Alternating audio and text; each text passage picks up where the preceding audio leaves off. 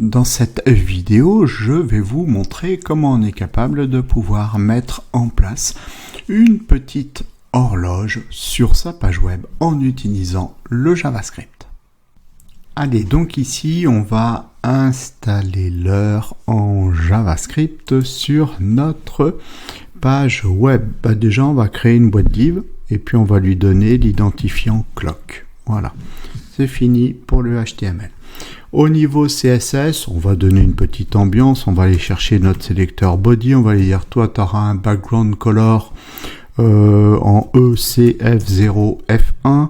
On va également centrer, alors attendez, déjà je vais faire un margin A0 et un min 8 de 100 VH, 100 unités d'écran, et l'idée maintenant va être de, alors je me suis juste trompé, j'ai dit min 8 de 100 VH. L'idée va être de centrer la boîte div tout simplement sur notre page web. Donc on va faire du body un conteneur à qui on va donner le display flex. On va chercher la propriété justifie content, on va lui dire center, line items, on va lui dire center, et voilà, terminé. Donc là ici pour notre boîte div, donc elle sera là. Alors pour l'instant on voit rien d'ailleurs au niveau de la boîte div, je vais juste écrire quelque chose dedans histoire qu'on la voit. Vous voyez qu'elle est bien centrée, donc là c'est bon, on peut aller manipuler d'ailleurs notre boîte div. Donc c'est celle qui a l'identifiant clock. Voilà, on y va, on va dire par exemple toi tu auras un background color blanc, voilà, histoire de la détacher un petit peu. On va lui dire également que elle aura alors au niveau du width, on va lui dire, comme ça on va assurer le coup, et on va lui dire max content. Voilà, donc elle aura la taille maximum de son contenu.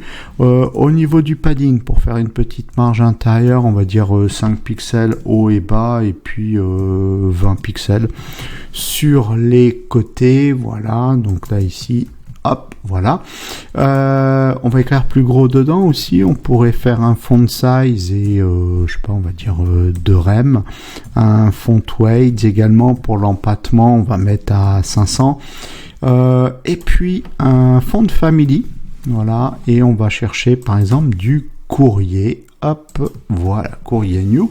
Voilà à quoi ça ressemble. Je propose juste toute petite amélioration, une petite bordure sur notre boîte, un pixel solide et puis par exemple CCC, et on arrondit les bords, un petit border radius. Voilà, c'est toujours intéressant de faire de la manipulation en CSS. Ça en fait ça permet d'avoir des résultats qui sont plus agréables et ça augmente l'expérience utilisateur tout simplement. Donc là ici c'est bon. Alors maintenant ce qu'on veut c'est pas les petits XXX, mais ce qu'on veut c'est l'heure. Alors pour pouvoir afficher l'heure, je propose qu'on utilise la fonction, alors on va le faire en JavaScript, je propose qu'on utilise donc notre fonction setTimeout. Alors setTimeout, set timeout ou set intervalle, non c'est plutôt set intervalle. Donc on va prendre set intervalle, pardon. Donc cet intervalle va prendre deux paramètres, elle va prendre une fonction, ici une fonction fléchée, voilà, et le deuxième c'est l'intervalle. En fait nous ce qu'on veut c'est l'intervalle, ça sera toutes les secondes, on veut qu'on ait une incrémentation du temps. Donc les secondes ici avec cet intervalle sont exprimés en millisecondes, le temps, et donc une seconde c'est 1000 millisecondes. Ensuite, ici qu'est-ce qu'on va faire? On va tout simplement aller chercher notre boîte div qui a l'identifiant clock. Voilà, on va faire une variable, on va dire let clock égale document.get élément by id, on va aller chercher l'élément HTML qui a l'identifiant clock. Voilà, donc ça c'est vu. Ensuite on va créer un nouvel objet date et on va ranger ça dans une variable qu'on va appeler date, pourquoi pas, et donc du coup on va juste faire un new date. Voilà, et là ici on a récupéré dans notre variable date un objet de type date, et maintenant qu'est-ce qu'on veut?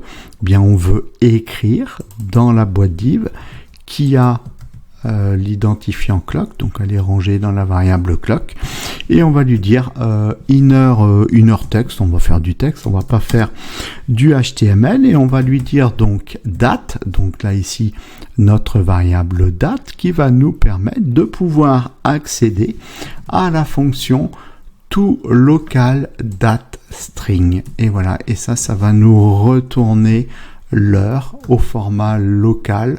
Et voilà, regardez.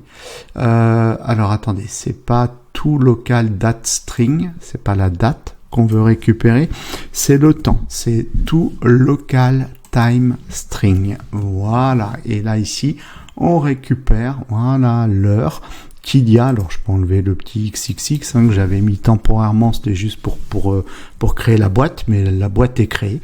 Ben voilà comment on est capable. Je vais faire un font weight un petit peu plus gras, à 700, bon c'est pas grave.